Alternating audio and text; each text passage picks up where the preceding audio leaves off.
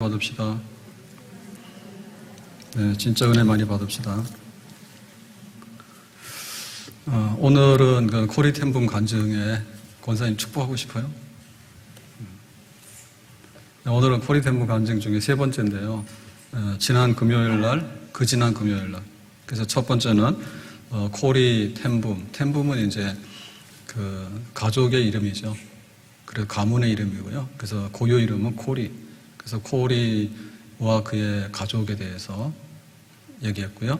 그 다음에 지난 금요일은 코리 식구들이 왜 직접적으로 고난을 받고 수용소에 가서 아버지 죽고 언니도 죽고 코리는 극적으로 살아났지만 또 조카도 죽고 그런 일을 당했을까, 그런 얘기를 했습니다. 그래서 집안을 보면요, 집안은 아버지가 카스터 템붐. 근데 그 할아버지가 이제 시계 가게를 열었죠. 1837년도에. 우리로 말하면 조선시대예요.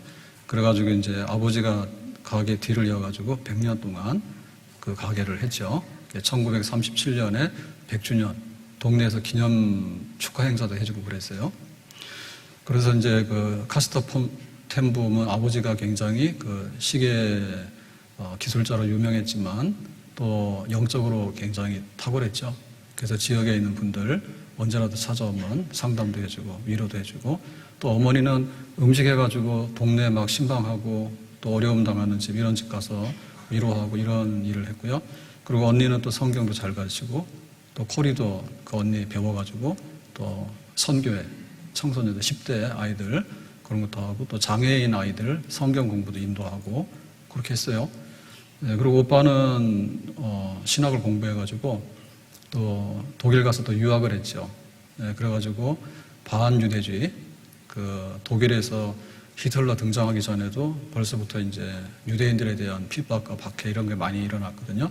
그래서 그런 거 중심으로 해서 박사학위를 받고, 그래서 이제 고향 네덜란드로 돌아와서 목회를 하고, 그리고 이모들도 셋이었는데 다 믿음의 사람이고 또 한 집에서 살았죠. 네, 3층 건물이 이렇게 연결되어 있어가지고 그 집을 그냥 배예라고 자기들 사는 집을, 밑에는 시계 가게고 이렇게 정말 행복하게 살았어요. 그 믿음의 집이요. 근데 이제 독일이 1차 대전 일으키고 또 2차 대전 일으키고, 그래서 2차 대전 때는 이제 히틀러가 정권을 장악해가지고 유럽 막 침공하고 그러면서 이제 나치의 정권, 히틀러 정권, 나치 정권. 그래서 나치 정권의 특이한 것 중에 하나가 이제 유대인들을 학살하는 겁니다. 이거는 이제 게르만 민족 우월주의가 있기 때문에 유대인들에 대해서는 쓰레기다 해가지고 아주 박해해서 죽이는 이제 이런 일을 하게 되죠. 그래서 이제 독일이 여기 네덜란드를 점령하게 되죠. 1940년도에. 그러니까 이제 독일의 지배를 받으면서 나치의 그 사상들이 들어오게 되고, 그래서 이제 나치화돼 가는 그런 과정에 있는 거예요. 그러니까 이 코리템붐의 집안은 어쩔 수 없이 이제 이 어둠이 오면 빛이 드러나게 되는 거예요. 그러니까 나치에 동조할 수가 없잖아요. 근데 그 중에서도 이제 유대인들이 사라지고 잡혀가고 이렇게 차별되고 받고 그렇게 되니까 이제 유대인을 피하니까 숨길 수밖에 없겠죠. 그래서 이제 집에 문을 열어두고 숨겼어요. 그래서 한번 숨기고 나면 뭡니까? 이제 완전히 비밀경찰한테 찍히는 거죠. 그래서 이제 그 나치 독일에 저항하는 그런 저항 운동의 핵심이 돼버려요. 그리고 그 중에서 이제 유대인들을 많이 숨기고 피하게 하고 이렇게 되는 거죠. 그러니까 이게 이제 40년도부터 이렇게 싹 되는데 마지막에 이제 42년, 43년 가니까 더 이상 이제 이 코리의 집에서 그 오는 유대인들을 숨겨가지고 도피시키는 일도 한계가 있잖아요. 나치 비밀경찰 점점 쪼오고 또 밀고 하는 사람도 있고, 그래서 이제 이게 터지죠. 터져서 드디어 이제 44년 2월 28일 날 비밀경찰이 들이닥쳐가지고요, 이제 기습적으로 체포당해요. 그래서 그 연표를 한번 보면 앞에 화면 보면 이렇게 되어 있습니다. 44년 2월 28일에 체포되죠. 그래서 이게 뭐 한정이 있잖아요, 그죠? 빼돌리고 숨기는 것도 한정이 있잖아요. 이렇게 막 눈 부릅뜨고 지금 감시하고 있는데, 그래서 이제 사는 데가 그 하를렘이잖아요, 지금. 그 하를렘 경찰서에 가서 간단하게 조사받은 다음에 그 다음에 이제 그날에 헤이그의 비밀경찰 본부에 이송이 돼가지고 거기서 이제 신문을 받게 됩니다. 그래서 그 신문을 받고 나서 29일 날 슈베닝엔 연방 감옥, 교도소죠. 감옥에 이제 수감이 돼요. 그게 29일이고요. 거기서 이제 있다가 부흐트 강제 수용소에 이송이 돼요. 그래서 이 강제 수용소하고 연방 감옥하고는 어떤 차이가 있는가 하면 감옥은 그냥 제수대로 가두는 데고요.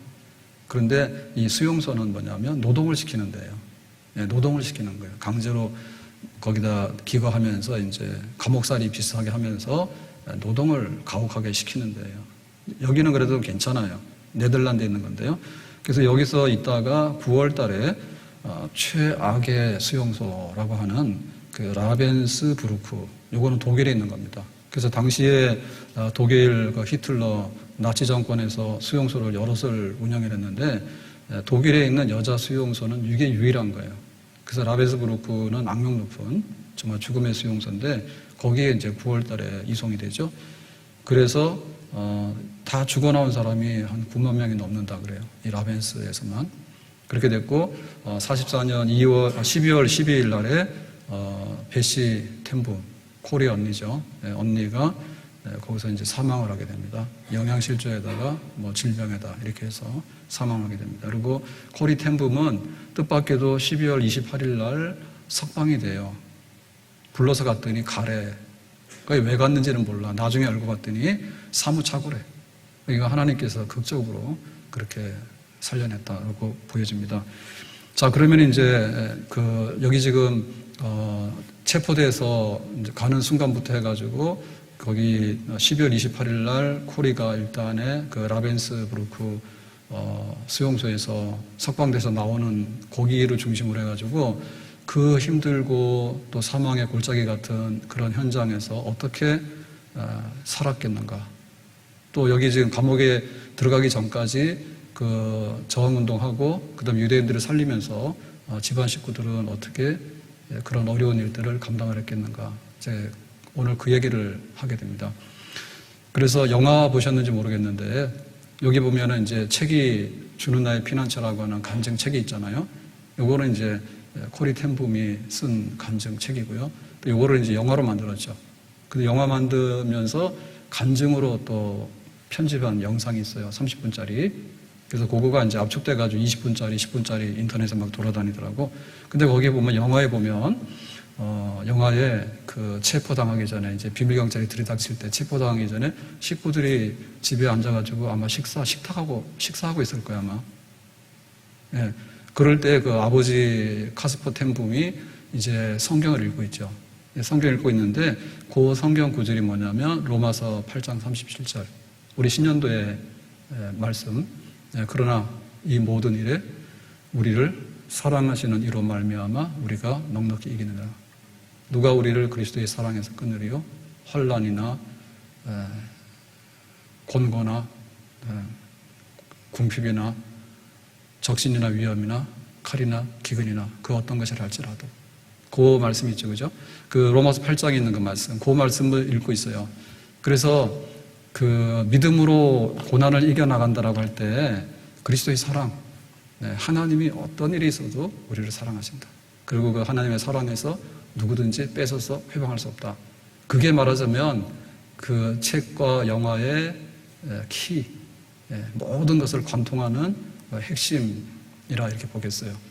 그래서 우리가 고난을 이겨나갈 때 그 로마서 8장 30절에 있는 그리스도 예수 안에 있는 사랑에서 끊을 수 없다. 우리가 넉넉히 이긴다라고 하는 그 그리스도의 사랑, 그거가 있으면 우리가 이겨나갈 수 있는데 이거가 안 되면 예수님이 나의 구주인지 아닌지 이게 안 되고 내가 예수를 믿는다 하더라도 예수님이 나를 사랑하신다. 내가 돈 많고 건강하고 잘 나갈 때는 사랑하신다 하지 아멘 하지. 근데 병들고 가난하고 뭐 안 되고 어디 가서 얻어맞고 사고 나고 이러면은 그게 고백되어지겠냐고요. 그래서 그리스도 예수 안에 있는 하나님의 사랑, 우리가 넉넉히 이긴다. 그 말씀이 고난을 이기는 출발점입니다. 아멘. 주님 우리 사랑하신다. 죽도록 사랑하신다. 그래서 십자가에서 죽으셨잖아. 그리고 이제 또 하나 책 제목이 그거 아닙니까? 영화 제목도 주는 나의 피난처라고. 그래서 이사야 32장 2절 말씀에 광풍을 피하는 곳, 폭우를 가리는 곳. 이게 피난처죠, 그죠? 태풍이 몰아쳐도 피난처에 들어가면 바람이 없잖아. 그리고 막 폭우가 쏟아져도 피난처에 들어가면 비 안 들어오잖아. 그러니까 주님은 절대적으로 나의 피난처가 된다. 주님의 사랑, 주님은 나의 피난처. 이게 이제 두 핵심 말씀이에요. 그러니까 이거로 인해서 쫙 끌고 나가는 거죠. 우리도 그리스도의 사랑을 고백하고 또 주님은 나의 피난처다고 이런 신앙의 고백이 있기를 예수님의 이름으로 축복합니다. 자, 그러면 이제 체포당할 장면 속에서요, 고난을 어떻게 이겨나가는가라고 하는 그런 말씀이 들어있는데, 제가 책에서 보니까 이렇게 되어 있습니다. 하를렘 경찰서에 이제 잡혀가서 동네 경찰서 가서 간단한 조사를 받겠죠. 그래서 이제 본격적인 조사는 지금 여기 나치 비밀본부에 가서 이제 받게 되는데요. 그때 경찰서에서 차를 타고 이 비밀경찰본부 헤이그로, 하를렘에서 헤이그로 이제 그 이동할 때 불안할 거 아니에요. 체포당했을 때 너무나 두렵고 막 그랬을 거 아닙니까? 근데 1차 경찰서에서 간단하게 조사받은 다음에 이제 어디로 가는 거지. 어디로 가는지는 모르지. 그렇지만 좋은 일은 아니잖아요. 일단 체포당해서 더 어떤 데로 가니까 그때 뭐라고 얘기를 하냐면, 주님, 우리가 어디로 가는지 알 수 없지만 주님은 다 아시죠. 우리를 돌봐주세요. 주님은 아시죠. 우리의 가는 길을 인도해 주시고 돌봐주세요. 내일 일은 난 몰라요. 하루하루 살아요. 아버지여, 아버지여, 평탄한 길 주옵소서. 험한 의 길을 가고 가도 끝은 없고 고뇌요. 주님 예수 팔레미사 이 손잡아 주소서. 나의 갈 길 다 가도록 예수 인도하시니 내 주 안에 있는 긍휼 어찌 의심하리요. 믿음으로 사는 자는 하늘 위로 받겠네. 무슨 일을 만나든지 만사 형통하리라. 그러니까 이제 그 불길하고 안 좋은 어떤 일이 있을 것 같은데 모르는 겁니다, 지금. 그때 하나님이 다 알고 계셔. 걱정스럽잖아. 그래서 항상 보면요, 그 코리하고 베시하고 아버지하고 이렇게 이제 그 말이 오고 가고 하는데, 코리 템분보다는 언니 베시가 더 이렇게 영적으로 보면 믿음이 있고 성숙한 것 같아. 그러니까 언니가 그랬어요. 주님이 알고 계시니까 우리가 어디로 가지? 그랬더니 주님이 알고 계시니까 주님 우리보다 앞서가셔. 주님이 인도하신 대로 가자. 언니가 그렇게 또 위로하죠. 여호와는 나의 목자시니 내게 부족함이 없으리로다. 그가 나를 푸른 풀밭에 누이시며 쉴 만한 물가로 인도하시는도다. 아멘. 우리가 이 고난의 길을 갈 때 우리가 다 알지 못해. 그리고 우리 마음대로 간다 안 간다 할 수도 없어. 끌고 가면 끌려가는 거지. 그렇지만은 주님은 아신다. 우리보다 주님이 먼저 거기 가셨다. 내일은 우리는 모르지만 내일 일은 주님께서 다 아신다. 아멘. 그래가지고 이제 그 헤이그의 나치 비밀 본부에 도착해가지고 이제 본격 신문을 받아요. 그러니까 이제 그 장면 중에서 책에 보면 이런 얘기가 있습니다. 이 늙은이는 도대체 뭐냐고. 이런 사람도 체포해야 되냐고. 그 당시에 체포할 사람들이 뭐 수두룩하잖아요. 예? 그런데 이런 늙은이도 말이야. 체포해야 되냐고. 이제 이랬더니 이제 나가서 문제 안 일으키면 내보내주겠다. 이런 말이죠. 그랬더니 이 아버지 카스퍼 템붐이 대답하는 겁니다. 만약에 오늘 집에 간다면 나를 찾아오는 사람들에게 또다시 우리 집 문을 열어줄 것이요. 이거는 살려주세요. 내가 지금 나치에 협조하고 유대인들 살리는 거 이런 거 잘못했으니까 이 노인들을 불쌍히 여겨서 집에 좀 보내주세요. 라는 거하고 반대죠. 그래, 돌려보내주면 고맙지. 근데 집에 가서 오늘도 그 유대인들이 막 학살하니까 이리저리 도망다니고 피하려다가 템붐의 집에 와서 문을 두드리면 나는 문 열어주지. 당연하지. 그거 알아? 그래도 나를 보내줄 것 같으면 보내주라. 그지? 안 보내주죠. 이렇게 되니까. 이 얘기 보면요. 그 손양호 목사님 얘기가 생각이 나더라고. 신사참배 반대해서 여수경찰서에서 체포돼가지고 목포에 이제 감옥에 가죠. 그랬는데 거기서 이제 형을 다 살았어요. 3년인가. 그래서 이제 편지도 하고 그 당시에 뭐 연락이 안 되니까 편지에서 만기가 되니까 그 애양원 식구들도 그러고 가족들도 그러고 이제 와라. 그러면은 목포인가 광주인가. 제가 영상을 보니까 어제 저녁에도 막 헤맸더라고. 뭐 전동 킥보드가 사용료가 얼마예요? 그리고 또 뭐 홍천에서 저기 고속도로 가는데 거기 양양이지. 그것도 몰라가지고 막 보고 그래서 내가 화났어. 영상 보고. 이해하세요? 고난은 축복이라 그랬으니까 그런 걸 들어주는 것도 고난이요. 그것도 축복이. 예. 그래가지고 그 소 목사님이 이제 일본 검사 그러잖아요. 집에 보내줄 테니까 가서 이제 신사참배 잘해. 그랬더니 뭐라 해요? 나는 신사참배 못하지. 신사참배 못한다죠. 그래서 전향을 해라. 그러면은 이제 편할 거다고. 그래서 전향이냐 신앙이냐라고 할 때 뭐 그 일본 말로 뭐라 하더라고. 그러니까는 전향이다라고 이제 검사가 얘기를 하니, 일본 검사가 얘기를 하니까 나는 신앙이다라고 얘기를 한대. 신앙이라는데. 그러면은 그냥 갈 거 없이 무기수가 된 거예요. 그래가지고 청주교도소로 이제 가서 무기징역이 돼버린 겁니다. 그러니까 굽히지 않죠. 굽히지 않아요. 그러니까 우리가 생각한 것이 올바르다, 의의 길이다라고 생각하면 고난을 이기는 사람은 그대로 가는 거야. 그런데 여기 가서 꼬리 내리고 저기 가서 꼬리 내리고 여기 가서 그냥 끼웃거리고 저기 가서 끼웃거리고 그러면 나중에 만신창이가 돼가지고 자기도 살지 못할 뿐만 아니라 나중에 전부 다 그냥 쓰레기 됩니다. 네, 쓰레기 됩니다. 끼웃하게 되면. 네. 그래서 이제 아버지도 이제 그 연방 감옥으로 가게 돼요. 네, 풀려날 기회가 있었는데 거부한 거죠, 그죠? 그래서 이제 본격적으로 연방 감옥에 가게 됐는데 그 슈베닝엔의 연방 감옥에 이제 정문을 열고 딱 들어가게 되는데 그러면은 이제 자기가 해야 되는 감방이잖아요. 예? 그러니까 지금까지는 함께 조사를 받고 함께 이렇게 뭐 버스 타고 트럭 타고 이렇게 이동이 됐는데 이제는 이제 하나씩 흩어져야 되잖아. 그럴 때 뭐라고 하냐면 아버지 주님이 함께 하셔요. 아버지하고 두 딸이 헤어지는 거야 이제. 같이 갈 수 없으니까 감옥에는. 그래서 아버지 주님이 함께 하셔요. 그러니까 아버지가 또 답하는 거죠. 너희들에게도 주님이 함께 하셔. 그러니까 이 모녀가 세 부녀, 아버지하고 두 딸이요. 그렇게 하나님이 함께 하셔라고 하면서 거기서 이제 기약 없는 이별을 하는 거예요. 그럴 때 그 아버지가 한 얘기가 유명한 얘기예요. 가장 좋은 순간은 아직 오지 않았다는 것을 명심하자. 가장 좋은 순간은 아직 오지 않았다는 것을 명심하자. 여기 끝 아니란 얘기지. 예, 오늘은 이렇지만은 내일은 좋은 날이. 그리고 내일이 좋은 날이 아니면 그 다음 날은 좋은 날이. 우리에게 약속된 가장 좋은 날이 있는데 그 가장 좋은 날은 아직 오지 않았어. 그러니까 어떤 일이 있더라도 낙심하거나 좌절하거나 포기하지 말고 가장 좋은 날, 그날을 바라보면서 가자라고 이제 아버지 하죠. 그래가지고 이제 그 다 흩어져서 감옥에 갔는데 이 코리 같은 경우에는 열이 많이 나고 그때 병이 있었어요.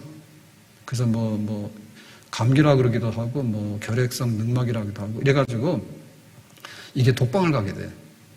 왜냐면 병이 옮기니까요. 독방 가면 너무나 무섭고 힘든 거 아죠, 그죠? 그 감옥 중에서 벌 받으면 독방입니다.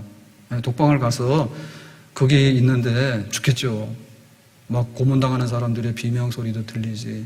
그 언제 불러내면 그 지도새도 모르게 죽을 수 있는 거 아니에요. 그러니까 한순간도 마음이 편할 리가 없잖아요. 죽겠죠, 그죠? 그래서 주님 날개 아래 나를 숨겨주십시오. 나는 지금 이 순간을 내 힘으로는 견딜 수가 없습니다. 라고 할 때 이사야 32장 2절 말씀, 광풍을 피하는 곳, 폭우를 가리는 곳, 주님이 그런 피난처가 되어주세요. 그래서 고문이나 죽음에 대한 두려움이나 이거를 덮을 수 있는 주님의 품 안에 나를, 그 피난처 안에 나를 두시기를 바랍니다. 라고 하나님께 매달리게 되고요. 그런 이제 음성 확신을 이제 얻게 되는 거예요. 고난을 그렇게 극복하는 거예요. 그냥 뭐 열려라 참게 그래가지고 뭐 감옥문이 퍼텅 열리고 뭐 이렇게 되는 게 아니에요. 하나님께서 바깥 환경은 똑같지만 우리 안에 달라지는 모습이 있죠. 내 안에 달라지는 모습. 분명히 어제는 내가 이 개를 보면 두려웠는데 오늘은 그 개를 보니까 안 두렵더라고. 어제는 분명히 그것 때문에 화가 났거든요. 근데 오늘 보니 화가 안 나더라고. 그렇게 변한 거지 내가. 그러니까 하나님께서 우리 바깥에 있는 것을 해결해 줄 수도 있지만 우리 안에 변화되는 모습으로 인해 가지고 또 그 고난을 감당해 나갈 수 있는 내적인 힘이 생기는 거지. 코로나 백신을 왜 맞아요? 코로나 바이러스가 들어오더라도 이길 수 있는 항체를 생기기 위해서 우리 몸 안에 백신 맞는 거 아니에요? 그러니까 옛날에는 그걸 못 견뎠는데 이제는 견딜 수 있다니까. 그런 힘을 하나님께 구하는데 그런 힘을 주시는 거예요. 그래서 독방에 있는데 하루가 가는지 안 가는지 모를 거 아닙니까? 저는 안 해봐서 몰라요. 근데 한 3일 혼자 밥 먹어보니까 날 가는지 안 가는지 화나더라고. 그래서 막 뭐라 했어요. 우리는 삼시세끼를 같이 먹잖아요. 근데 지난번에 한번 여행 간다 해서 미리 먼저 갔는데 하루 이렇게 밥 먹고 그 다음날 밥 먹고 그러니까 화나더라고. 혼자 있으니까. 무슨 말인지 몰라요? 부부 사이가 그렇게 안 좋아요 다들? 우리 보고 기적이라 그래요. 새끼를 어떻게 먹고 같이 사냐고 그러고. 근데 그게 기적이 아니라 뭐 하루 이틀만 사람이 없어도 막 이상해지는 거지. 혼자 사니까 이상해. 적응이 잘 안 돼. 그러니까 이게 날 가는지 모르잖아요. 밤인지 낮인지도 모르고 오늘인지 내일인지도 모르고. 그래가지고는 이제 그 벽에다가 표시를 하게 됩니다. 이렇게 뭐 이렇게 갈아가지고 이런 뭐 칼이나 연필 같은 거 안 주니까요. 그래가지고 이렇게 표시를 하게 되는데 오늘은 2월 28일 체포된 날, 29일 날 쉬브닝겐 이 감옥으로 들어온 날, 그 다음에 3월 16일 날 독방에 들어간 날, 그 다음에 4월 15일 날 감옥에서 내 생일 이렇게 표시를 하는 거예요. 안 그러면 이게 미쳐버리잖아요. 예. 자, 이래가지고 이제 독방 생활을 하면서 좀 이제 여유가 생긴 거죠. 병이 좀 가라앉고 이래가지고. 예, 그래가지고는 이제 성경을 본격적으로 읽게 돼요. 감옥에서. 우리가 성경 안 읽는 거는 감옥에 안 가서 그렇습니다. 바빠서 그러지, 그지? 예, TV도 봐야 되지, 인터넷도 봐야 되지, 장도 봐야 되지, 수다도 떨어야 되지, 핸드폰도 해야 되지. 그래서 선생님 성경 못 보지. 예, 감옥 가서 독방에다 넣어놓으면 성경을 거의 볼 거예요. 윤현주 장로님도 그랬대, 윤형주.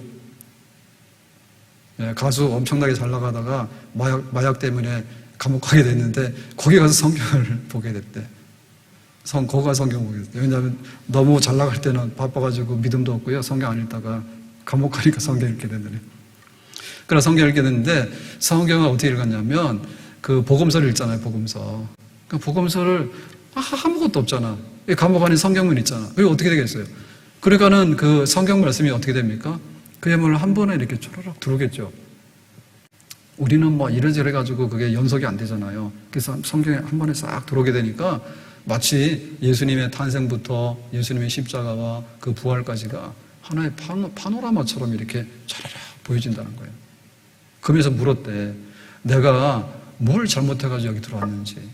저 독일 저거 왜 전쟁을 일으켰는지. 근데 왜 또 히틀러가 정권을 잡았는지.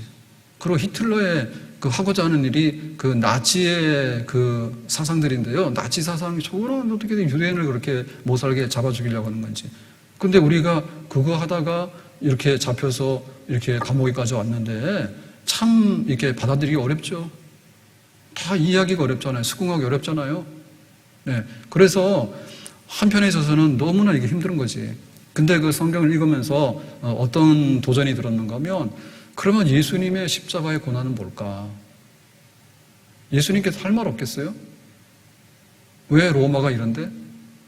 근데 내가 뭘 잘못했다고 나를 잡아다 십자가에서 매달아가지고 못을 박았대? 예수님께서 할 말 많겠죠. 근데 예수님의 그 고난당하심과 죽으심 뭡니까? 우리의 죄를 대신해서 우리를 속량하시고 구원하기 위하신 그런 하나님의 어린 양으로서의 속죄 사역이었잖아요. 그러니까 이제 이 코리가 생각이 좀 달라지더래. 아, 그럴 수도 있겠구나.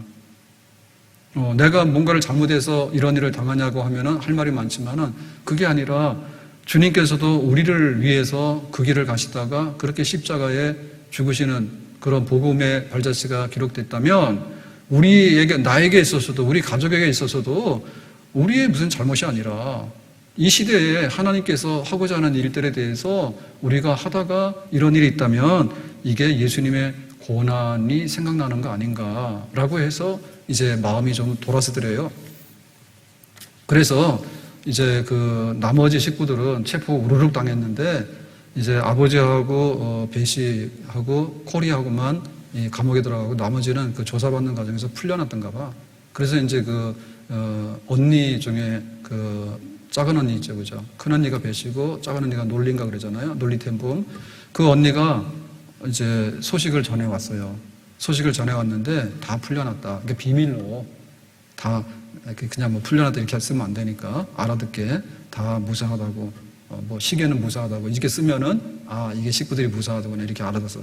그런데 이제 아버지는 돌아가셨다 이렇게 된 거예요. 그 날짜를 보니까 3월 9일이야.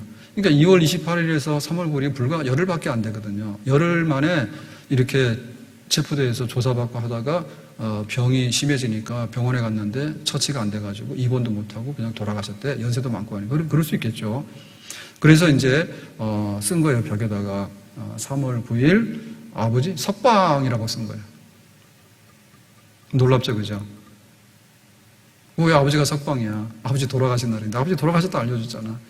근데 자기가 거기 감옥에서요, 독방에서 표시하기를 3월 9일은 아버지 석방이라고 썼다고. 그 석방이라는 의미가 뭘까요? 아버지는 풀려났지.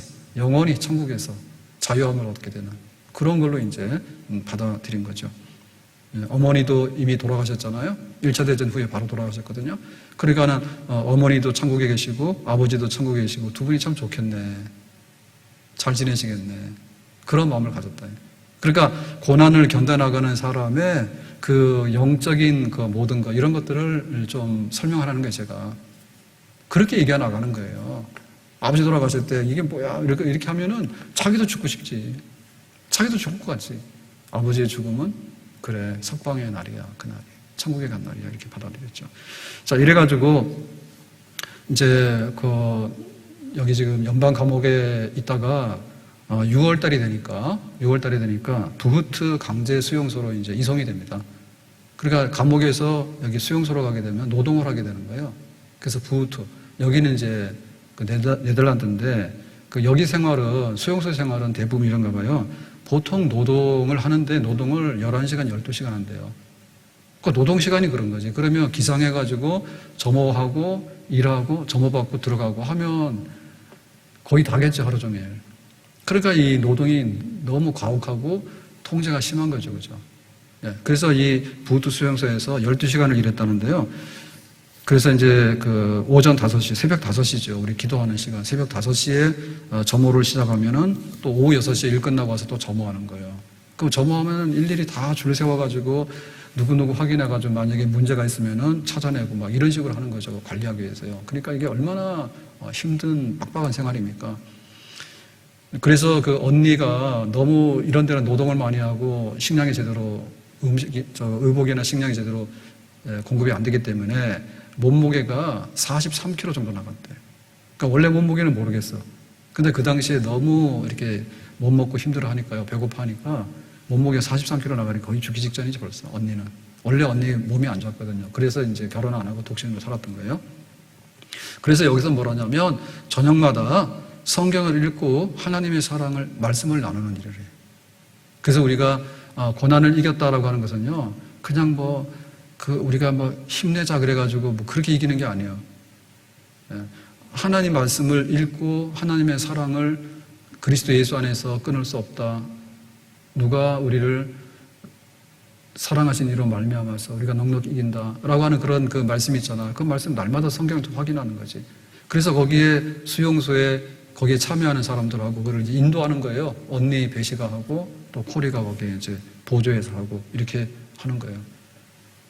그게 얼마나 고됩니까? 네, 얼마나 고돼요. 우리는 성경을 왜 안 읽느냐? 시간이 너무 많아서 아니고 피곤해서 안 읽는 게 아니라 힘이 너무 넘쳐서 딴 일 하나 안 해요.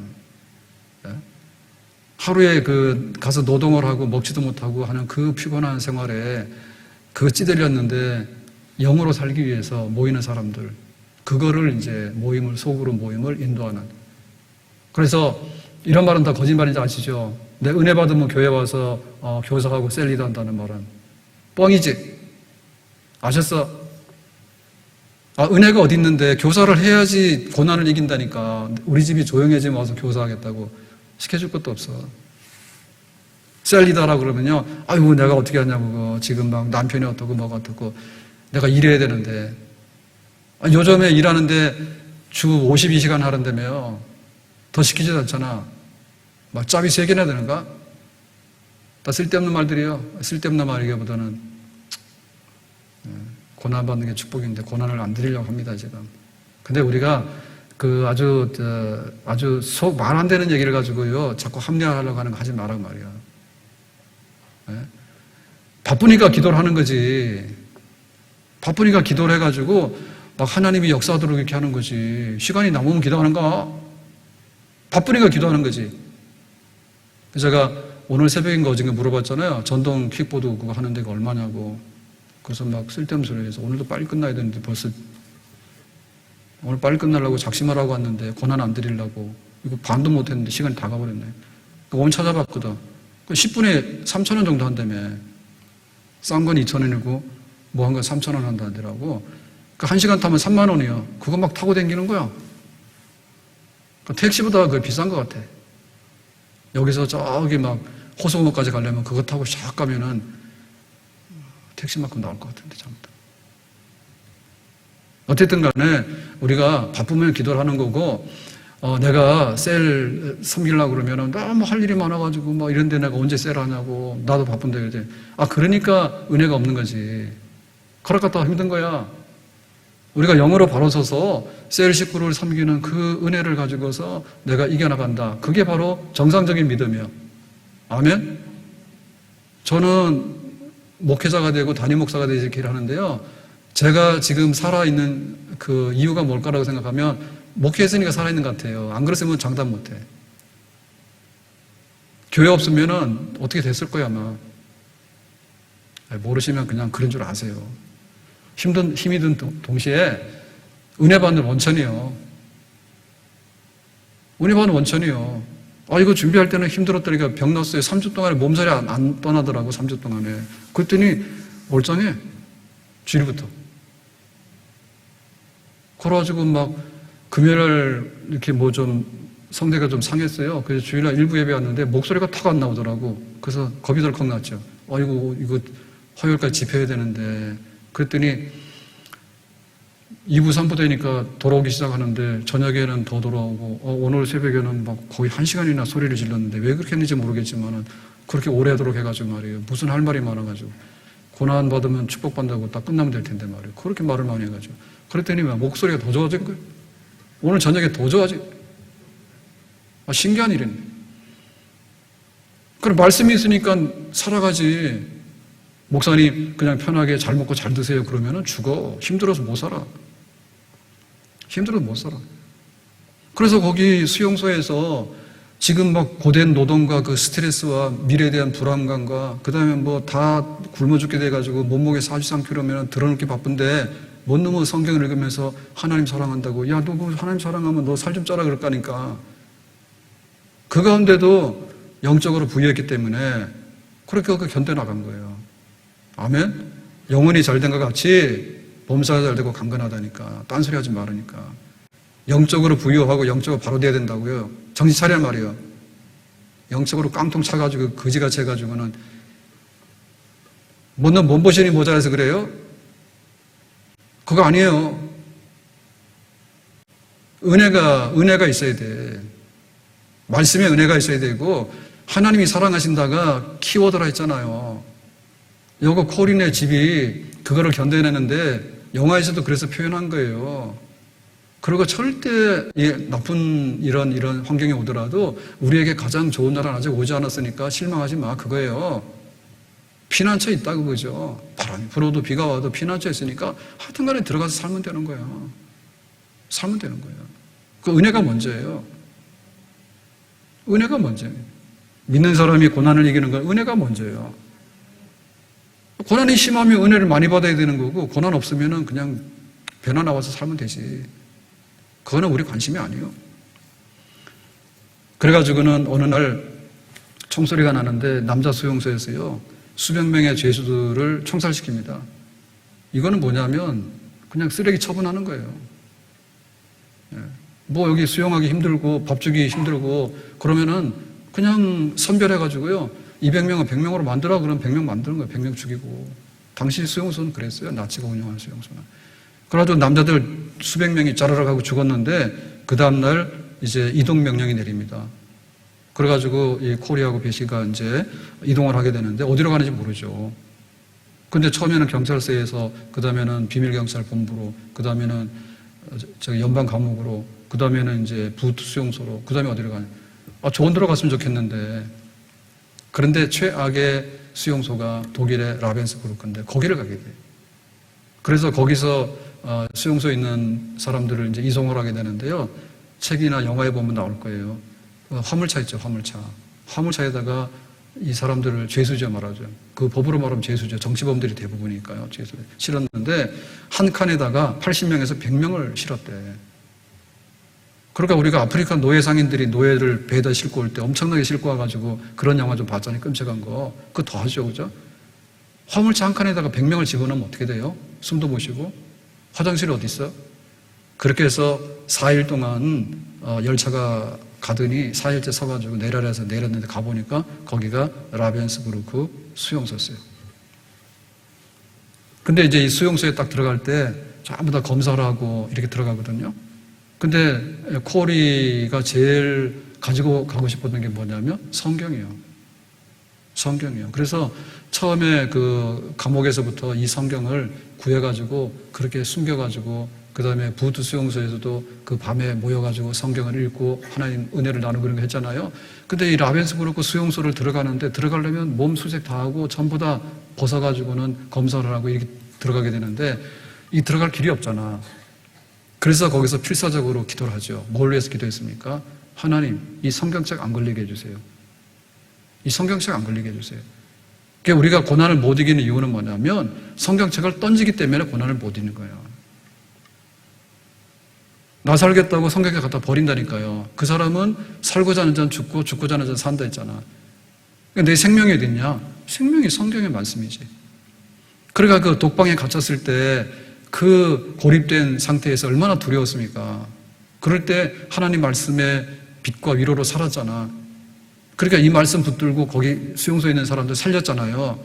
그 자기도 살아야 되겠고 앞으로 그러니까 이 말씀 없으면 죽는 거지. 그래서 결사적으로 다른 거는 가져갈 것도 없고 그래서 기도할 때 하나님 천사를 보내가지고 못 보게 해주세요.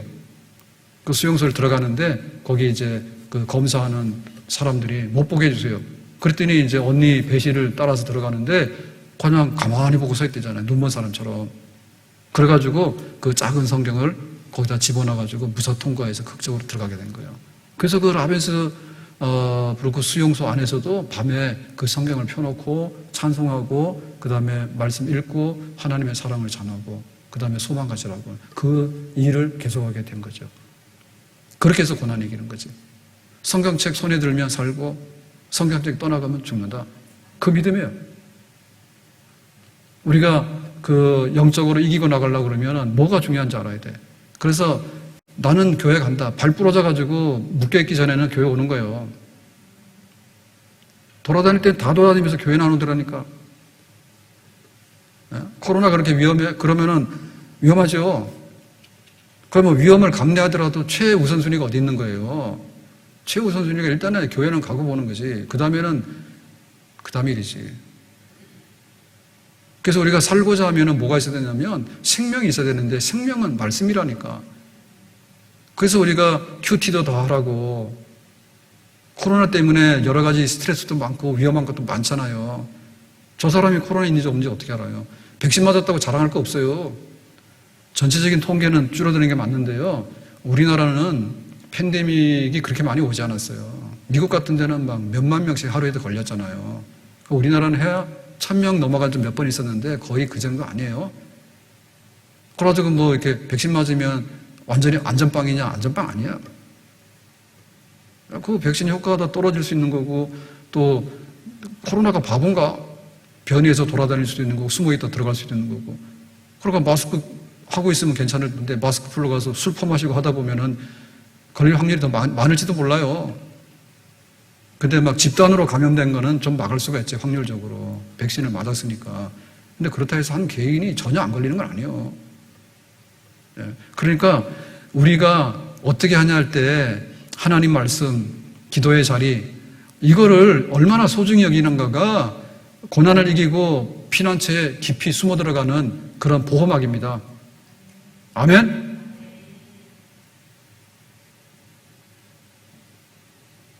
코로나 때문에 위험한 게 아니라 믿음이 없어서 위험한 거예요. 성경 말씀을 더 묵상하고 말씀의 집 더 들어가고 예배 드리기를 더 사모하고 그런 것이 있어야지 하나님이 피난처가 되어 주신다니까요. 고난을 이길 수 있는 그 힘과 은혜의 역사가 그런 데서 나오는 거예요. 그래서 이제 성경책을 가지고 통과했는데 우리가 아는 대로 이제 거기 막사가 있는데 제일 마지막 막사에 들어가게 되죠. 28번 막사. 근데 하나가 설계하기로는 한 200명 정도 들어가도록 돼 있대요. 200명이 함께 살 수 있는 큰 막사, 천막 집이겠죠. 그죠? 그런데 그거 700명을 넣었대잖아.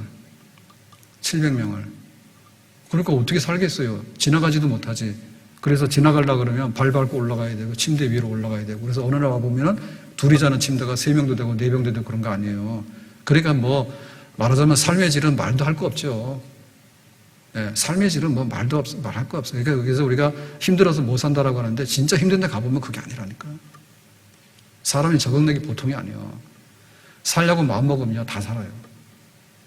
네, 너무 편하니까 죽는다 소리 나오는 거예요. 그래서 그랬잖아요. 그 죽음의 수용소에서 빅터 플랭클 박사가 쓴 그 책에도 보면은 자살하는 사람 없대.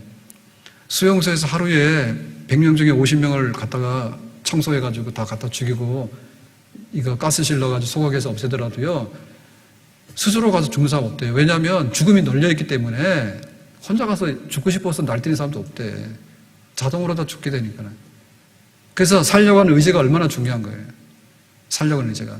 그래서 이런 가운데 살게 되는 거예요. 화장실이 700명이 들어가면 화장실이 어디 있습니까 거기에? 예? 우리가 힘들다고요? 힘들어요? 힘들어서 힘든 거예요? 아닌 것 같은데요? 힘들어서 힘든 게 아니에요. 살려고 하는 의지가 없어요. 그 안에 생명이 없어요. 그 힘든 거예요. 힘들다고 느끼는 거예요. 외국 사람들은 우리나라 와가지고 코리안 드림을 꿈을 꾸잖아요. 우리는 왜 스스로 부담합니까? 우리가 힘들어? 힘든 게 아니요. 정신이 죽었고 영이 죽었기 때문에 그런 거예요. 못 사는 세상이라고요? 얼마나 잘 사는데 아프리카 이런 데 한번 보세요. 저 인구는 많아가지고 말이야 애들 저렇게 많이 나가지고 우리는 애 안 낳잖아요. 똑똑해가지고 물론 집사님 4명 놓은 집도 있지만은 아프리카 먹을 거 없으면 원래 안 낳아야 되잖아요. 근데 왜 애를 막 놓냐고. 예? 굶어 죽거나 병나 죽거나 말이에요. 그래도 사람이라는 것은요, 우리의 그 어떤 실용적인 가치 가지고 판단할 수 있는 게 아니에요. 그래서 사상이 중요한 건데, 북한에서는 그런 거예요. 주체사상으로 봐가지고 안 되는 인간은 살 가치가 없다고 하는 거예요. 주체사상 아니면은 왜 뭘 살 가치가 없어요. 나름대로 사는 거지. 예? 그러니까 지금 사람들이 못 사는 이유가 뭐냐면 삶에 대한 가치나 이런 것들이 없고 잘못되어 있기 때문에 그런 겁니다. 그래서 여기 와서도 거의 뭐 11시간, 10시간을 노동을 하게 되는데 이 9월달이 들어와서 춥잖아요. 추우니까 뭘 합니까? 더 열악하잖아요. 못 먹고 병나기 쉽고 하니까. 그래서 막 새벽같이 일어나서 새까만 밤에 새벽에 줄 세워가지고 점호받으면요 그냥 환자들 푹푹 썰어 죽어버려요. 그래가지고 배 씨도 언니도 12월 12일 날 그냥 죽었어. 그랬는데 그 9월 달부터 해가지고 28번 막사에서 밤마다 뭐 했는가 하면 또 했다니까. 모여라, 성경 읽고 기도하고 찬양하고. 그 다음에 여기 온 사람도 다국적이잖아요. 여러 나라 사람들 여기 수용되어 있거든요. 그래서 제일 많이 알아듣는 말이 독일 말이래. 그래가지고 그 집안이 원래 아버지가 좀 가르쳤잖아. 그래서 독일어 성경으로 말을 했대. 언니가 얘기하고 또 배 씨가 듣고 그렇게 해가지고 그러니까 그런 처참한 환경 가운데서 하나님이 우리를 사랑하신다고 주님의 십자가를 보라고 그 얘기 할 수 있겠어요? 했다니까. 그러니까 우리는 우리식으로 예수님의 십자가를 판단해버리는 거예요. 우리식으로. 그게 아니고 예수님의 십자가가 우리를 사랑한다 그러면 우리가 그 사랑을 받아들이는 거지. 내가 좀 배가 부르니까 예수님 나를 사랑하시네. 맞는 것 같다는데 내가 좀 배가 고프니까 예수님 뭘 날 사랑하시냐에 대해 배고픈데 그걸 뱉어내버리고 거꾸로 되는 거지 지금. 절대적인 십자가의 사랑, 하나님 우리의 피난처가 되십니다. 하나님 우리의 소망입니다. 가장 좋은 날은 아직도 도래하지 않았습니다. 그거를 거기서 얘기하는 거예요. 그 중에 이제 은혜 받는 사람들은 그걸 가지고 이제 살아가는 것이죠. 그래서 너무나 신기하죠, 그죠? 그 밤에 그래도 거기 하나님의 백성들이 있는 거예요.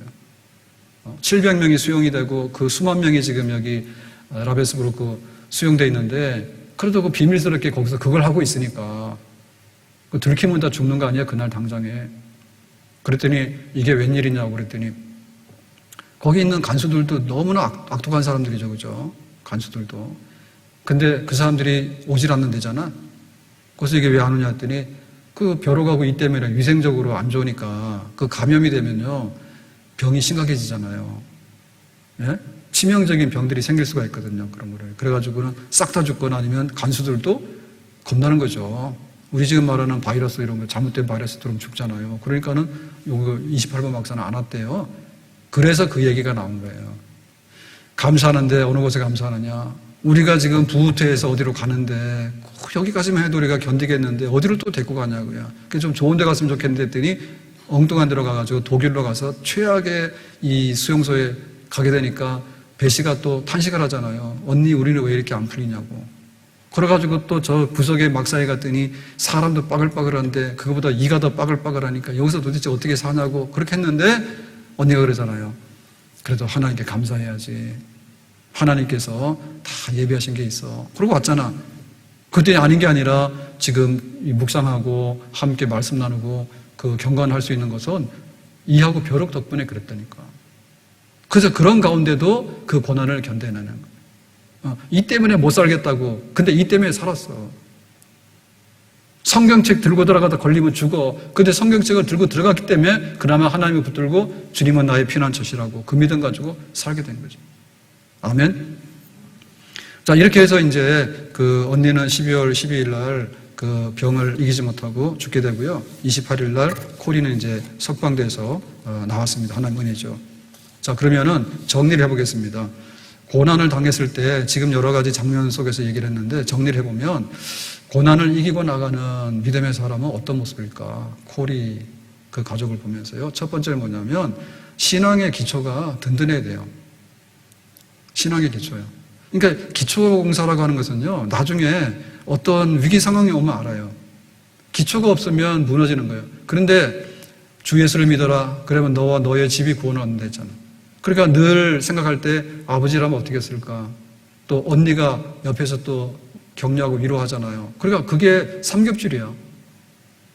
오빠도 있고. 그러니까 집안의 그 믿음의 가정에 그 견고한 연합이 있기 때문에 함께하는. 그래서 항상 살으나 죽으나 그것이 그 보험하게 되는 거죠. 그래서 우리가 우리 가족 식구들이 다 같이 믿어서 함께 이렇게 이겨나갈 수 있는 힘을 이렇게 불어넣어주면 좋고 그게 잘 안 되잖아요. 육신의 가족과 형제들은요. 우리 맘대로 되는 게 아니에요. 그래서 교회에서는 영적인 가족을 묶어줘요. 그 영적 가족 묶어주는 게 뭐냐면 목사님, 장로님, 권사님 이렇게 묶어주는 거예요. 그리고 그걸 또 쪼개가지고 셀 식구들을 묶어준 거야. 그래서 나는 고안 아니에요. 아, 코린이 좋겠네. 믿음의 언니 배시가 있으니까. 코린 좋겠네. 믿음의 아버지가 있었으니까. 아니야. 우리 교회도 있어요. 그래서 우리가 영적으로 나를 도와주는 이가 있어야지 고난의 때에 견뎌낼 수 있는 힘을 서로 간에 주고받을 수가 있는 겁니다. 아멘. 성도의 교제를 가볍게 여기면 바람만 불어와도 티끌처럼 날아가 버려. 그래서 부부가 함께 사는 거예요. 좋을 때 부부가 좋은 게 아니라요. 어려울 때 부부가 좋은 거예요. 혼자는 못 견디잖아. 그래도 같이 있으면 견뎌내잖아요. 나 혼자 같으면 내가 주저앉잖아요. 근데 우리 자녀들을 바라보면서 우리 가족을 생각하면 용기 내잖아요. 영적 가족이 중요한 거예요. 영적 가족이. 신앙 기초 중요한 거예요. 그래서 어려울 때 장로님, 권사님 찾아야 돼. 근데 누굴 찾냐면 무당 찾아가고요. 안 믿는 사람 찾아가고요. 교회 다니다가 튕겨나간 사람들 있죠. 이런 사람 정말 안 좋은 사람들이에요. 그런데 찾아가요. 시험 들었어? 내가 지금 시험 들었는데 그때 시험 들었어? 어떻게 시험 들었어? 그 세상에 나가서 사니까 살만해? 아이고 나도 나갈래. 그렇게 되니까는 안 되지. 미끄러지지. 이기는 사람을 찾아나게 되는 거지. 우리 집 자식이 죽었단 말입니다. 그러면 찾아보면 집 자식 먼저 죽은 집이 있어. 거기 가가지고 어떻게 그렇게 견뎌냈냐고 물어보면은 알려줘요. 그게 이게 우리를 도와주는 기초들이에요, 기초들. 가족들인 거예요. 첫 번째 요소가.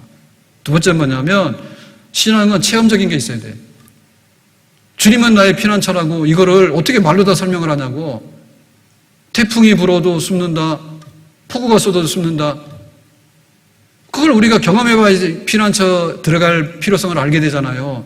그러니까 민방위 훈련 아무리 해봐야 이게 잘 개념이 안 잡혀. 그 진짜 전쟁을 경험해본 분들은 안 되니까요.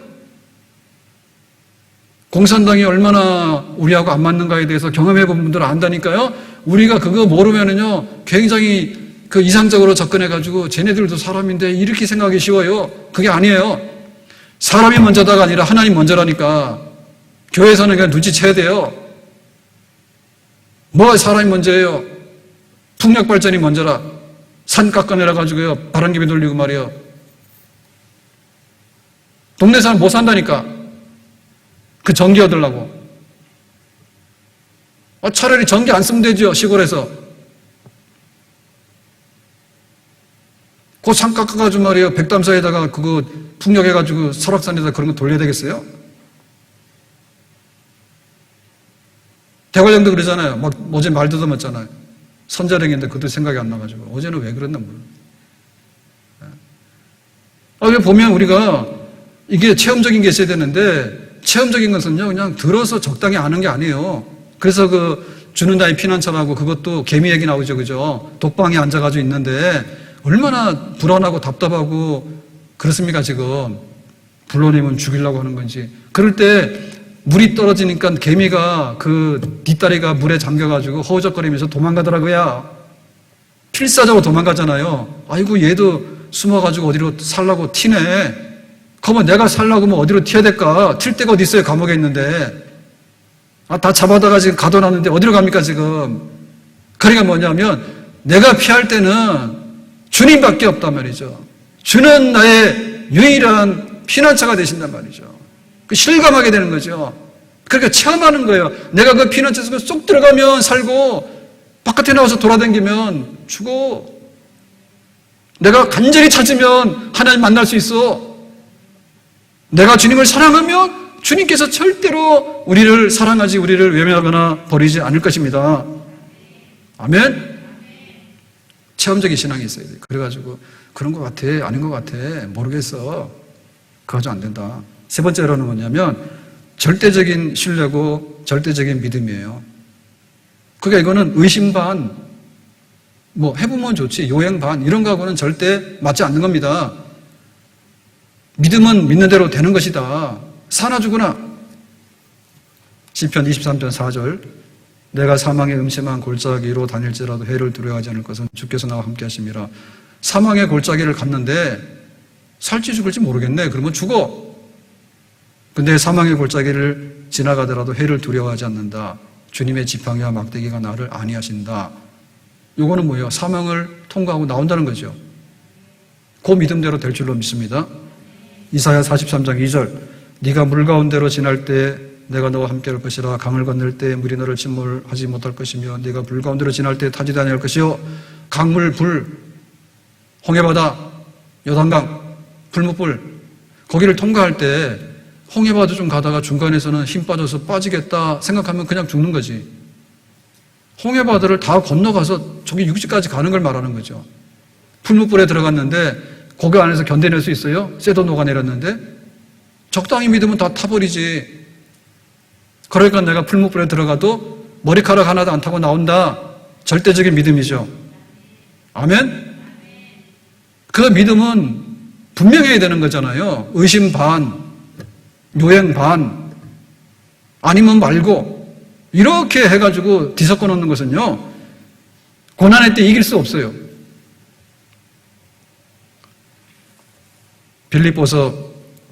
고린도후서 1장 9절. 우리는 우리 자신이 사형 선고를 받은 줄 알았으니 우리로 자기를 의지하지 말고 오직 죽은 자를 다시 살리신 하나님만 의지하게 하심이라. 사형 선고를 받았다는 얘기는 뭐냐면 사형이야. 다른 건 없어. 사형이야. 그런데 사형 집행이 안 된 거야. 그러니까 살아있지만 죽은 몸이야. 그러니까는 어떻게 믿습니까? 죽은 자를 살리시는 하나님 믿는 거지. 그러니까 우리는 이미 사형 집행만 안 됐지 사형수라니까. 그러니까 사형수에게는 다른 타입의 필요가 없는 거예요. 내가 살아야 되겠다. 나 죽은 사람이기 때문에 내가 사는 사람으로 옮겨져야 되겠다라고 하는 그 믿음이 있어야 되는 거지. 사형수인데 사형수가 사형수 아닌 건 뭡니까? 없지. 그 신분이 안 바뀌잖아요. 그러니까 내 신분이 사형수냐 아니면 석방이고 자유인이냐 둘 중에 하나지. 우리 믿음 뭐예요? 죽은 사람이 아니라 살리시는 하나님 안에서 산 사람이다. 아멘? 빌립보서 1장 20절. 살든지 죽든지 사나 죽으나 살아도 주를 위해 살고 죽어도 주를 위해 살고 사나 죽으나 몽땅 맡기는 얼마나 말이에요 자기께 강한지요. 중요한 건 안 내놨습니다. 기도를 하려고 하면요 솔직히 말해서 감기 걸린 거는 기도할 필요가 없어요. 병원에서도 그러잖아요. 감기 그냥 병원 와도 3일이고 안 와도 3일이라잖아. 안 오면 일주일 걸리나? 사실 그 뭐 별로 갈 거 없거든. 근데 폐렴 걸리면 가야 됩니다. 그거는 바이러스이기 때문에. 그럼 우리가 기도를 해야 되는데 언제 기도해야 돼요? 괜찮은 거는 사실 기도할 거 없다니까. 바빠서 까먹었다고 괜찮아요. 그런데 안 되는 거 있어요. 안 되는 거. 감기하고 폐렴도 구분 못하고 폐렴하고 폐암하고도 구분 못하는가? 그러니까 뭐예요? 심각한 것부터 기도해야 되잖아요. 아멘? 하나님께 예배 드릴 때 예배가 뭐냐면 나 좋을 때 예배 드리는 게 예배냐 말입니다. 자축이지 자축. 나 좋아가지고 풍선 달아가지고 좋아라 하는 거지 예배 그게. 내가 안 될 때 그럼에도 불구하고 하나님은 오세요. 하나님 높으신 분이에요. 그걸 표현할 수 있는 진짜 예배 아닐까요? 그래서 살아 죽어나지. 고난을 이기고 나가는 거는 절대적인 신뢰와 절대적인 믿음이라니까요. 하나님을 만나는 체험적인 거라니까요. 그 다음에 네 번째는 뭐냐면 성경을 믿는 거예요. 앞에서 충분히 말씀드렸어요. 성경 손에 들면 살고 성경 떠나가면 죽는다. 그래서 그 간증할 때 보면 콜이 얘기하는 데 보면 이랬습니다. 감정은 왔다가도 간다고.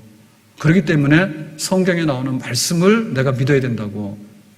은혜되죠. 아멘? 예, 감정이라고 하면서요 오는 거예요. 밀물이에요. 은혜될 때는 밀물이잖아. 성경 말씀 필요도 없는 거예요. 하나님 나를 사랑하시는 것 같아. 로또가 됐잖아. 사기당했어요. 하나님이 나를. 그래가지고는 믿음이 성립이 안 된다니까. 그래서 우리가 많이 보는데 TV나 이런 데서 힐링하는 프로그램 너무 많이 보지 말라니까요. 왜냐하면 그거는 전부 다 감성을 자극해가지고 이러니 저러니 움직이는 거예요. 그러니까 그걸 하다 보면요 굉장히 상대적인 거예요. 지가 잘났으면 그때는 왜 그랬대? 그때 이혼하지 말지 왜 이제 와가지고 그 말하고 그래. 하나님 말씀이면 그냥 이혼하지 마라 하면 이혼하지 마는 거예요. 그러면 마음에 들 때는 잘 살다가 마음에 안 들면 안 살았다가 나중에 돌아서 보니까 우리가 이혼했는데 깻잎이랑 고기는 또 싸우더만 뭐 하는 거예요 지금? 예? 그러니까 막 그 연예인들이 막 도박하다 나 망했으니까 도박하지 말라고. 원래 도박을 하지 말아야 되지. 그런 얘기 뭐 하라냐고 나와가지고 거기서 도둑질 하지 말아야 되니까 하지 말아야 되는 게 맞는 거지. 그냥 우리가 이해는 하죠. 그러니까 참고하시라고 말이요. 그래서 그냥 분위기대로 왔다가 갔다가 감정대로 왔다가 갔다가 그래 작심삼일이라. 그 믿음 가지고 고난을 이기고 나갈 수 있을까요? 못하죠. 하나님의 말씀은 안 없어져. 그리스도 예수 안에 있는 하나님의 사랑에서 누가 우리를 끊겠는가? 그러나 이 모든 일에 우리를 사랑하시는 이로 말미암아서 우리가 넉넉히 이기고도 남는다. 그 말씀을 보면 그 말씀대로 된다라고 믿는 것이죠. 아멘? 말씀이에요. 일제시대 때 요한계시록 암송이 유행했대요. 성경 못 읽게 하잖아요. 일본 사람들이 성경 못 읽게 해요. 지들 불리하니까. 특별히 못 읽게 하는 게 뭐냐면 요한계시록을 읽으면 잡아가 정시범이 되는 거예요. 왜? 세상 나라 망하고 하나님 나라가 승리해서 도래한다 그러잖아요. 새하늘과 새 땅이 임하니까. 그거 제일 싫어하는 거예요, 일본 사람들이. 그래가지고 일제시대 때 교회가 했던 일이 뭐냐면 성경을 읽는데 성경 못 읽게 하니까 그래가지고 어떻게 되냐면 요한계시록을 암송하는 거예요. 왜냐하면 일본 망해라. 우리나라 승리해라. 하나님 나라가 이긴다. 교회가 세상을 이긴다. 그래가지고 그게 유행했다. 그래가지고 그 유행이 막 지났는데 상당 기간에 그 시대에 살았던 분들 중에는 요한계시록을 암송하는 분들이 꽤 있었대요. 믿거나 말거나인가 이렇게 또 이상하게 쳐다봐요. 저 요한계시록 못 외워요. 근데 그 시대에는 그게 절박했던 거예요. 왜냐하면 성경이 없어지니까 믿음이 떨어지잖아. 그 믿음 떨어지지 않게 해서 요한계시록을 통째로 걸려요.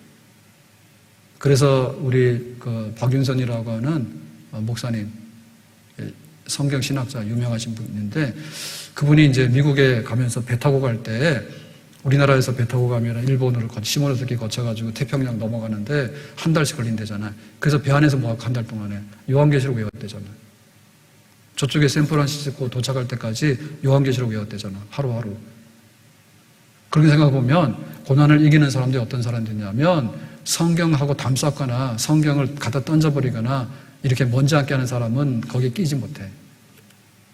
고난 이기는 자가 복 있는 사람인 줄 믿습니다. 그러려면 성경을 가까이 하고 읽고 또 읽고 묵상하고 암송하고. 사실 저는 이거 이번에 고난이 축복이다 이거 하면서 이거 누가 좋아하겠어요? 고난이라는 말 싫어하는데요. 좋은 게 좋은 사람 좋아하잖아요. 근데 이거 하면서도 6번을 해야 되니까 사실 걱정이 됐거든요. 아닌 게 아니라 걱정이 되더라고요. 그런데 그 코리 템범 좀 하고 싶어가지고 넣었는데요. 그러면서 그 책을 이렇게 읽으면서 저는 이게 고난 속에 들어있는 하나님의 축복을 제가 설교를 해야 됐다고 생각하는 것보다도 훨씬 더 많이 이거를 준비하면서 제가 은혜를 받은 거예요. 그래서 시간이 길어지니까 성도들은 고난을 받고 있는 거예요, 지금. 그래서 할 수 없어. 왜냐하면 고난 중에 축복받는 게 문제지. 싫어서 도망갈 사람들 가라. 그러니까 우리가 이 말씀으로 은혜 받는 일이 얼마나 귀한가. 그게 정말 부끄럽더라고. 그렇게 막 집에서 성경 펴놓고 아버지가 얘기를 하면 그것들을 온 식구들이 아멘하고 그 다음에 감옥에 잡혀갈 때도 하나님이 예비하셔서 하나님이 함께 하셔. 좋은 날은 오지 않았어. 그런 막 이렇게 사망한 날을 갖다가 아버지 석방된 날 쓰고 언니가 죽은 날을 언니 자유 얻은 날 쓰고 그 생각하니까요. 그 믿음에서 나와가지고 믿음대로 그렇게 실제로 살았던 그게 막 생생하게 보이는 거예요. 사실 저 영화를 핸드폰으로 대충 봐가지고요. 깜빡깜빡 졸다가 다 잘 못 봤어요. 근데 그 책 보면서 자꾸만 이렇게 묵상하니까 생각이 막 나. 정말 믿음의 사람이 그렇게 살았고 승리했구나. 5번째는 성령 충만이죠. 말할 것 없죠. 그래서 환경이 어떻고 뭐 감옥이 어떻고 수용소가 어떻고 이런 것보다도 겉사람이 문제가 아니라 속사람은 성령으로 충만할 때 우리가 고난을 이겨나가는 줄로 믿습니다. 내 영혼이 은총 입어 중한죄진 벗고 보니 슬픔 많은 이 세상도 천국을 하도다. 같이 합시다. 내 영혼이 은총 입어 중한죄진 벗고 보니 슬픔 많은 이 세상도 천국으로 화도다. 높은 산이 거친 들이 조막이나 궁궐이나 내 주 예수 모신 곳이 그 어디나 하늘나라. 성령 충만한데요. 혼자 충만하기 어려우면 금요일날 나오세요. 금요 기도회가 불밤이잖아요. 불타는 밤이잖아요. 세상에 불타는 사람들은요, 먹고 술 먹다가 한강으로 가. 근데 우리는 불타면은 정말로 승리하고 환난과 고난을 이기는 복이 있는 사람이 될 줄로 믿습니다. 우리 안에 성령의 충만함을 경험하지 못하고 나를 이기지 못하고 세상을 이기지 못하고 세상의 환난을 이기지 못합니다. 성령이 내 속에 와서서 우리 속에 충만하게 임하게 될 때, 성령이 우리를 충만하게 다스려 주실 때 비로소 연약한 나를 세울 수 있는 거예요. 나를 세울 수 있는 사람이 딴 사람이 있는 게 아니에요. 나를 잘 아는 사람은 내가 일어서야 되는데 성령께서 나를 이렇게 세우시는 거예요. 우리 주변의 환경이 좋아져도요, 열흘만 가면 익숙해져가지고 좋은지 몰라요.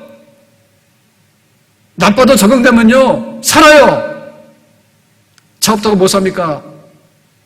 차 생긴 지 얼마 되지도 않아요. 우리 속에 어떻게 성령이 충만한가가 우리 주변의 환경보다 중요한 거예요. 우리 속에 성령이 얼마나 충만한가가 사탄의 대적이 오든 말든 그보다 중요한 거예요. 성령이 충만하면 마귀가 한 길로 갔다가 7길로 도망가는 줄로 믿습니다. 성령이 충만하면 세상의 환난 중에 있더라도 하나님의 평강이 임하는 세상으로, 천국으로 변화되는 줄로 믿습니다. 6번째, 복음의 전도와 사역을 계속하는 거예요. 그래서 감옥 갔는데 아이고 힘들어, 하나님 왜 이래요? 그러고 들어놓았으면 죽었을 거예요. 그런데 계속해서 전도하고 성경 모임하고 기도하고 계속해서 하는 거예요. 살아있으면 하는 거예요. 그거 일하는 사람인 거예요. 그래서 우리가 고난을 당할 때 교회 직분도 충성스럽게 감당해야 됩니다. 아멘? 힘들 때 내가 주를 위해서 일해야 되는 거예요. 동상 걸려 죽는 사람 있잖아요. 술 먹고 쓰러져 죽는 사람 있잖아요. 집 앞에 와가지고 안 움직여서 그래요. 움직이면 살아. 믿음의 산 역사는요, 운동하는 역사예요. 그거 영상 보고 앉아가지고 감동이 안 되죠. 그래서 여기 지금 처음에 그 헤이그에 비밀경찰 신문 받을 때 거기 가서 그런 거예요. 나 풀어줘도 나 다시 사람들 받을 거라고. 그래가지고 그 연방 감옥에 들어가서 그 독일 이제 신문을 막 받게 되잖아요. 그러니까 신문 받을 때 되겠잖아요. 당신 하나님 믿으라고. 아니 지금 자기가 하나님 안 믿는다고 싹싹 빌고 나와야 될 판인데 거기서 하나님 당신 사랑한다고, 하나님이 예수님을 주신 것은 하나님 사랑이라고 가지고 막 전도한다니까. 그러고 감옥 안에서 지금 꼴이 말이 아니잖아요. 우리 같으면은 양복 입고 와서 내가 성공하고 나서 그 다음에 품위 있게 하고 나서 봐라, 하나님 믿으면 이 정도 되면 하나님 날 사랑하시는 거 맞지? 그런 식으로 전도하려고 해서 나가가지고 그게 아니라니까. 그게 거지 같잖아요 정말. 그래도 나가서 하나님은 우리를 사랑하신다고, 하나님이 당신의 희망이고 소망이라고, 천국에 의해 있다고, 그걸 계속해서 하는 거예요. 언제까지? 죽는 날까지 하는 거예요. 그런 사람들이 고난 이기는 거예요. 일하는 사람이 끝까지 이겨내는 줄로 믿습니다. 마지막으로 천국에 대해서요, 너무나 확실해. 사망한 날은 석방된 날이고, 자유 얻은 날은, 언니가 죽은 날은 자유 얻은 날이고, 그래가지고 항상 생각할 때 천국이 보이는 거죠. 좋은 날은 아직도 오지 않았어. 가장 좋은 날은 천국에서 우리가 맞이할 거 아닙니까? 늘 위에 있는, 그래서 아버지 먼저 가셨네. 아버지 좋겠네. 엄마하고 같이 있어서. 언니 먼저 갔네. 언니는 자유해서 좋겠네. 그러고는 코리는 석방이 돼가지고 한 40년을 세계 60개국 다니면서 전도 활동하잖아요. 육신적으로는 코리가 더 힘들었지. 육신적으로는 일은 했지만은. 그래서 항상 하나님 나라를 똑바로 바라보는 그 믿음을 가지고 그 혹독한 고난의 때를 이겨낸 줄로 믿습니다. 죄 많은 이 세상은 내 집안이네. 내 모든 보화는 저 하늘에 있네. 저 천국 문을 열고 나를 부르네. 나는 이 세상에 정들 수 없도다. 다 같이요. 죄 많은 이 세상은 내 집 아니네. 내 모든 보화는 저 하늘에 있네. 저 천국 문을 열고 나를 부르네. 나는 이 세상에 정들 수. 다시 한번. 죄 많은 이 세상은 내 집 아니네.